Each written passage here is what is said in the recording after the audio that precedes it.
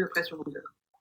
Donc la propriété essentielle, attention, j'ai du matériel, c'est mon ardoise, c'est la propriété qui est là, qu'on avait vue ensemble, qui dit que si jamais on relie un point d'un cercle aux deux extrémités d'un diamètre de ce cercle, on obtient un triangle rectangle.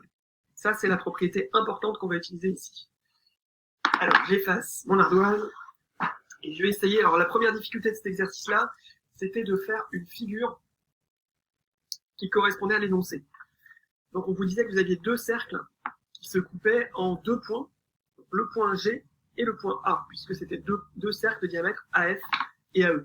Donc, on commence par dessiner deux cercles qui se coupent en deux points.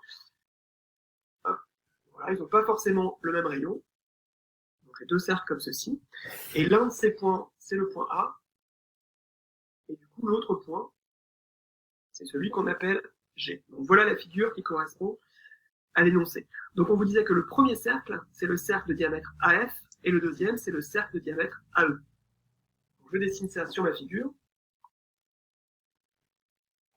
AF et AE. Donc, ça veut dire qu'on passe à chaque fois par le centre du cercle.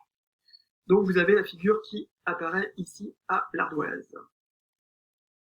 Et donc, il fallait déterminer est-ce que les points F, G et E étaient alignés ou pas. Et donc, c'est là qu'on va essayer d'utiliser la figure précédente. Voilà, cette figure-là, on va l'utiliser deux fois.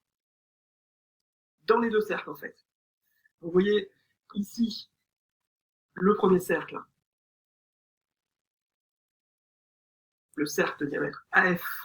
Vous avez le point G qui appartient au cercle de diamètre AF, et donc le triangle AGF est rectangle en G. Angle droit. Et de la même façon, le deuxième triangle, le triangle AEG, est rectangle en G. Pourquoi? Parce que le point G appartient au cercle de diamètre AE. Et du coup, vous avez, alors c'est un peu fouillis sur ma figure, mais vous avez deux angles droits ici en G. Et donc, ça veut dire que l'angle FGE, c'est un angle plat. Il est égal à deux angles droits. Donc, ça mesure, c'est 180 degrés.